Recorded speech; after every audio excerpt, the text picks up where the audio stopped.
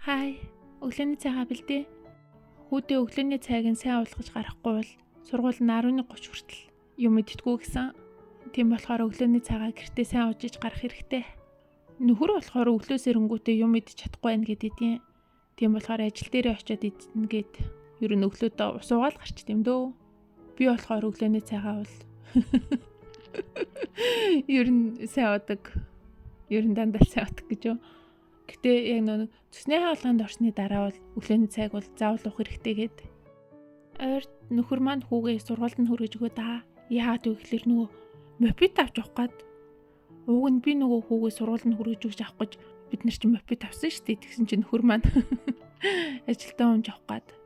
Тэгээ өглөөдөө хүүгээ сургуульд нь хүргэж өгчөөд өөрөө ажил руугаа явахаар айл-айлныхын цаг нь яг таардаг болохоор ер нь өглөөдөө хүргээд өгчий гэдгээ даа. Тэгээд оройдоо болохоор би авахдаа нөгөө нийтийн мопед унаал авчаад байгаа. За амир инээдтэй гэхүү сэжгийн гэхүү нэг юм яриа за. Өнөө өглөө нөхөр сэрчээл нөгөө нүрэ аваагаа үйжсэн чинь хойноос нарсан чинь ингээд нөгөө хүзүүн дээр нарт хэсэгт нь амир шижгийн юм том батг гарчиж тэнгүүд нь тэрийг шахаад үегээ шахацсан. Тэгсэн чинь ёо энэ чинь яг батг байгаа мó гэж үгээд за зургийг харна марна гэд. Чи юу шахаж чаддгүй юм шүү. Дандаа зүгээр ингээ хумсаар цус гаргаач тийм шүү энэ мангартаад байсан. Ер нь гэхдээ батгаа шахуулах болгондоо л тэгжээдیں۔ Тэнгүүтээ манай ажил тэр нэг нүүрэн дээр амар батгатай нэг залуу байдгийн шүү дээ. Би тэрийг харахаараа чам дээр авчирч өгч бүх батгыг шахуулмаар санагдаад идэв. Гин тэнэгтэй за. Тэнгүүтээ ер нь ингээл годамжинд хүмүүсийн бас ингээл хүзүүний хаарт ч юм уу эсвэл нүр мөрөн дээр нэн тэнд ингээд илт анзаарах хуйц гарцсан байгаа батгыг харахаар чам дээр дагуулж ирээд. Сайхан цэвэрлүүлээ ачих юмсан гэж бодогддог гэж заавраа даа. Би гэхдээ тийм батаматах шахах ерөөсөө сонирхолтой хүн биш ээ. Зүгээр нөхрийг болохоор л. За энэ заван юмтай байснаас шахаад өгчий гэж л шахдаг болохоос. Тэгээ ч угаасаа сайн шахаж чаддагчгүй юм. Зүгээр цусыг гаргаа ичтээ. Гэхдээ өмнө нь болохоор нөгөө батгах шахдаг бичлэг үзчихсэн. Ер нь стресс бууруулаад тэр чинь бас хайлт ингээд үзэхээр гой санагдаад идэг болчт юм билэ. Тэгээжсэн чинь намайг тийм бичлэг үзчихээ нөхөр харчаад баах чи ямар заваа юм үзээд. Тэгээд тэр нь болохоор ингээд юм одоо хамар мамарны хар батгыг нөхлүүн ингээд зүү хийгээд ингээд томруулчаад нэг юм хэмсаа шиг юмар ингээд татаад авахайл эсвэл ийм жижигэн төмрөөр ингээд шахаад гаргаад идэг байхгүй. За мэдгүй ямар ч гэсэн амар заван гэхдээ жоохон хаяа үзээд идэм би. Тэгээд өөр нэг стресс бууруулдаг бичлэг гэвэл нөхөр болохоор нэг машин засаад идэг бичлэг үзээд идэм билээ. Нөхөр бас нөгөө юу яагаад гэсэн морины тах солиод байгаа тийм бичлэг үзээд идэм билээ хаяндаа.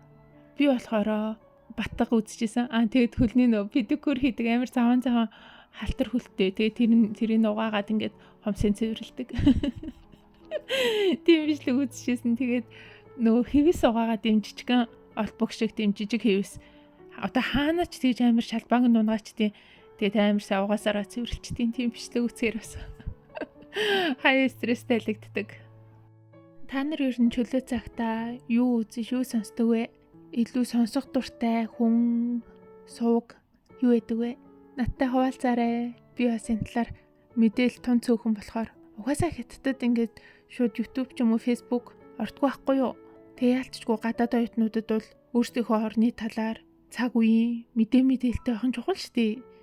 Тийм болохоор өөр системээр дамжиж орохоос өөр аргагүй тийм. Тэгээ тэр нь болохоор бас хаяа гацсан нуудна. Тийм болохоор Монголд болж байгаа сэдвүүдийг цаг тухайд нь авч чадахгүй байх, мэдээлэлээ соцрох зэрэг асуудлууд бол үүснэ бас. Ер нь илүүтэй сонсч хардаг нь болохоор мэдээллийн сайтууд, сувгууд, мөн улс төрийн холбоотой мэдээллүүдийг илүү сонсч сонирхох туртай байдیں۔ Ер нь гэхдээ би тийм амьдрал дээр маягтай ч юм уу эсвэл юм голомтгой тийм хүн биш. Гэхдээ яг ингээд харьцаж байгаа хүнтэйгээ ч юм уу эсвэл ингээд яриаг нь сонсох хүндээ айгүй өндөр шаардлага тавьдаг байж магадгүй. Дийлэнхтэй ингээд мэдээ сонсох, юм яриа сонсоод ингээд байж хаад жоохон ингээд өөрийнхөө гэхдээ хүн чинь амар хурдан танигддаг шүү дээ. Таван үгэнд танигдаад байна гэдэг шиг нэг ингээд ярианаас нь өөрийнхөө ерөнхий үзэл бодол нь харагдаад тэгээд тэр нэг дахиад нэг 2-3 яагаадын ард гарч чадахгүй нэг бүрэн ботсон бодлого хүмүүс бол би бас нэг дагаад сонсоод ерөөсөж чаддгүй юм. Ер нь гэхдээ та нарт хэн ярьж байгаа нь чухал санагддаггүй байл эсвэл юу ярьж байгаа нь чухал санагддаггүй?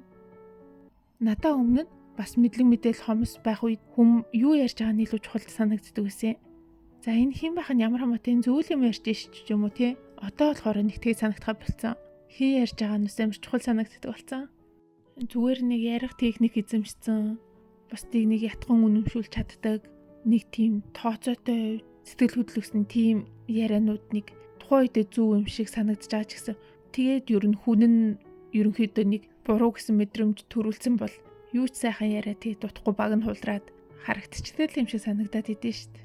Ер нь тэгэл хүмүүс одоо ч ухаалаг мэдлэг мэдээлэлтэй ойр болсон болохоор аливаа асуудал шийдвэр гаргах, шийдэл санал болгох зэрэг бол нэг тийм мундаг зүв юм байха бэлдсэн шүү дээ. Тийм болохоор муу явдалтай, муу төвхтэй, муу туршлагатай байсан хүмүүс хэдий сайхан юм ярих гэж донгоцсон ч гэсэн ер нь 1-2 цагийн ярианаас нь ямар өнцөгдөр ямар зорилгын төлөө ингэж яриад байгаа нь харагдчихдээ шүү дээ. Ер нь гэхдээ тэгэл Монгол артын муурах шүүлгэргээ үлгэрвэдэн шүү дээ.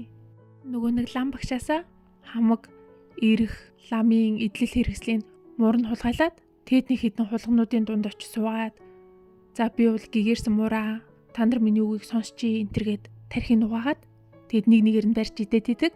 Тэгэд нөгөө нэг хулгануудын тоон цөөрөнгүүд хулганууд нь өөртөө мэдээд за цөмөрөө эндээс явцгаая.